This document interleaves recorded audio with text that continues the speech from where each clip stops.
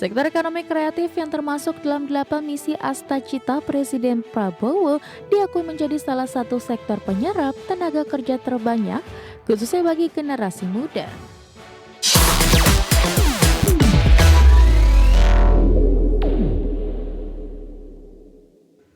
Pemirsa, pemerintah terus mendorong ekonomi kreatif menjadi mesin baru pertumbuhan ekonomi nasional. Sebagai salah satu sektor yang banyak menyerap tenaga kerja, pemerintah daerah diharapkan dapat menyusun peraturan daerah terkait dengan pembentukan kelembagaan ekonomi kreatif.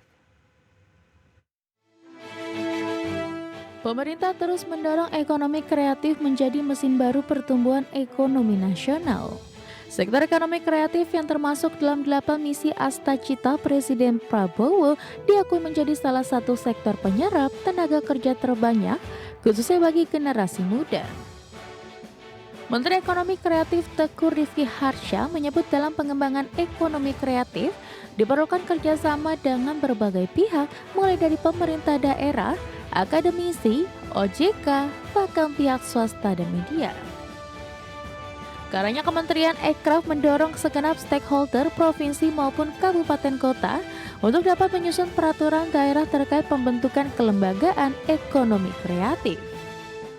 Kami mendorong segenap stakeholder provinsi, kabupaten kota untuk dapat menyusun peraturan daerah terkait pembentukan kelembagaan ekonomi kreatif. Jika Bapak Ibu berkenan, kehadiran regulasi ini akan memperkuat serta mempercepat terbentuknya kelembagaan ekraf di daerah, sekaligus memberikan landasan hukum yang jelas agar mampu berkembang ekraf untuk membantu Bapak Ibu menjadi mesin baru pertumbuhan ekonomi di daerah. Kehadiran regulasi diyakini akan memperkuat serta mempercepat terbentuknya kelembagaan ekonomi kreatif di daerah, sekaligus memberikan landasan hukum yang jelas agar mampu berkembang. Dari Jakarta, Tim Liputan IDX Channel.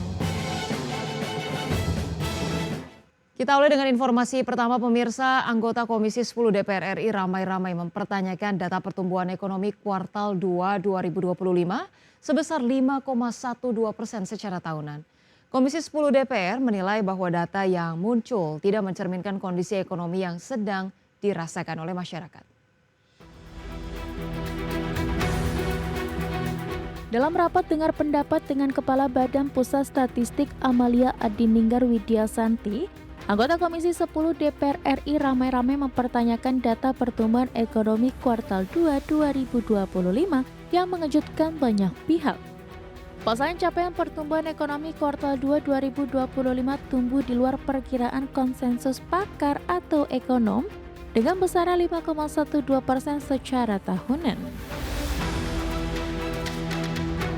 Jumlah anggota Komisi 10 meminta Kepala BPS terkait metodologi yang digunakan hingga berbeda jauh dari proyeksi konsensus ekonom. Komisi 10 DPR RI mengaku prihatin dengan mencuatnya keraguan banyak pihak terhadap rilis data pertumbuhan ekonomi oleh BPS. Pasalnya data yang muncul tidak mencerminkan kondisi ekonomi yang sedang dirasakan masyarakat dan sangat jauh dari margin of error proyeksi para ekonom. Karena kenyataannya orang merasakan agak susah, di daerahnya agak susah. Tapi bertumbuh seperti ini gitu loh.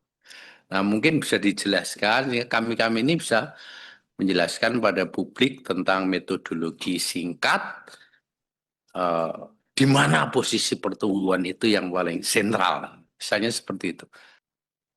Kalau saya mengatakan bahwa memang perlu prihatin, dan saya mohon maaf kepada BPS, saya pun sendiri melihat ini ada keraguan survei yang dilakukan BPS.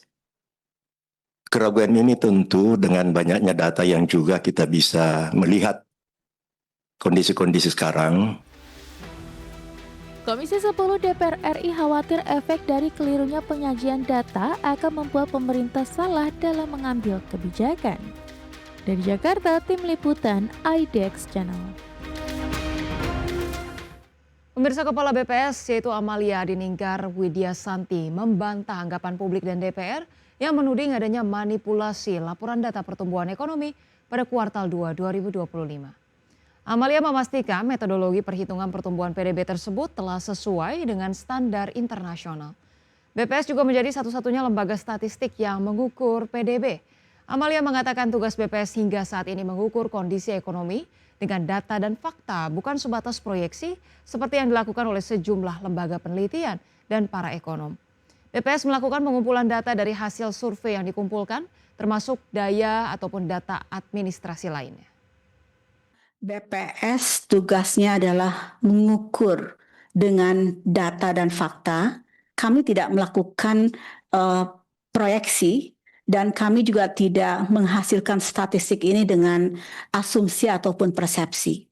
Kami adalah satu-satunya lembaga statistik resmi negara yang menghasilkan PDB dengan cara mengukur dan mengumpulkan melalui 1058 variabel yang kami gunakan. Mohon izin, kalau lembaga-lembaga lain itu sifatnya adalah melakukan proyeksi ataupun perkiraan, Bapak, dengan model-model yang biasanya digunakan. Tetapi kami memang tidak boleh melakukan proyeksi, tapi kami mengukur dengan data yang kami kumpulkan melalui survei ataupun melalui. Pemirsa, Menteri Koordinator Bidang Infrastruktur dan Pembangunan Kewilayahan Agus Harimurti Yudhoyono membuka peluang para investor untuk berinvestasi dalam program Tanggul Laut Raksasa atau Giant Seawall. Pemerintah akan membuat peta jalan secara rinci dalam pembangunan tersebut. Pemerintah secara resmi telah membentuk Badan Otorita Pengelola Pantai Utara Jawa. Menteri Koordinator Bidang Infrastruktur dan Pembangunan Kewilayahan Agus Harimurti Yudhoyono menyatakan salah satu tugas yang diberikan Presiden Prabowo Subianto kepada Badan Otorita Tanggul Laut Jawa tersebut, yakni membangun tanggul laut raksasa atau Giant Seawall. AHY mengatakan dalam membangun Giant Seawall ini dibutuhkan investor dan juga peran dari pemerintah daerah, karena Giant Seawall ini merupakan proyek yang sangat besar di mana pemerintah tidak dapat bergerak sendiri. Kita ingin mendorong dan menyatukan langkah-langkah tersebut karena ini adalah proyek besar, jangka panjang, melibatkan banyak stakeholders, termasuk juga kita butuh investasi dan keterlibatan para pemimpin di daerah. Jadi Pemprov maupun pemerintahan kabupaten kota yang dilalui oleh proyek besar Giant Seawall ini tentunya juga harus menjadi satu kesatuan yang tidak terpisahkan.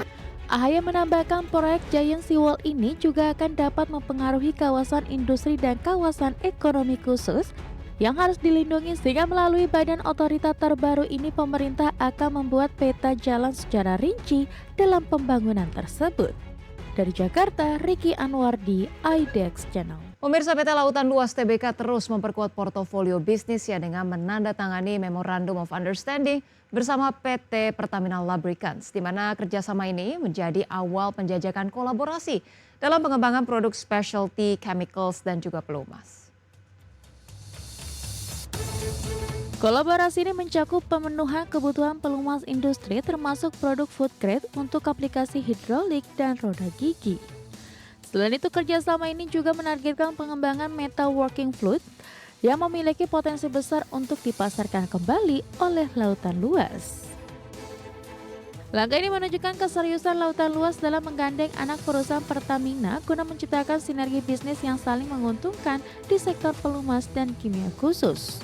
Harapannya kerjasama ini membawa nilai tambah dan peluang pertumbuhan bagi kedua perusahaan. Dengan masuknya kerjasama strategis ini, Lautan Luas optimis dapat memperluas pangsa pasar sekaligus meningkatkan kapasitas dan inovasi produk specialty chemical. Langkah ini juga mendukung target perusahaan dalam memperkokoh posisi di industri pelumas dan kimia di Indonesia. Kolaborasi strategis antara Lautan Luas dan Pertamina Lubricants menjadi langkah penting yang menunjukkan komitmen kedua perusahaan dalam menghadapi tantangan dan peluang industri kimia dan pelumas. Berbagai sumber, IDX Channel. Dan pemirsa, kami hadirkan informasi seputar IHSG pada penutupan perdagangan sesi pertama hari ini. Pemirsa, Kamis 28 Agustus 2025, IHSG terpantau mengalami penguatan 0,84% atau 66,9 poin ke 8.003,1. Sempat menyentuh level tertingginya di 8.022,7, level terendahnya di 7.941,9. Sementara itu pemirsa, dari jajaran top gainers, ada Toba yang menguat 5,3%, kemudian DSSA menguat 3,8%, BSBK menguat 29,5%, kemudian MDKA menguat 4,1%. Dari top losers pemirsa ada Wifi dengan pelemahan 3,9%, Aman Mineral melemah 2,7%, Suri melemah 1,5%, dan Film melemah 2,3%. Dari pergerakan sektoral pemirsa, penguatan dipimpin oleh sektor industri dengan kenaikan 2,8%, disusul teknologi dengan kenaikan 2,5%, sementara itu kesehatan menguat 1,5% dan infrastruktur melemah 0,1%.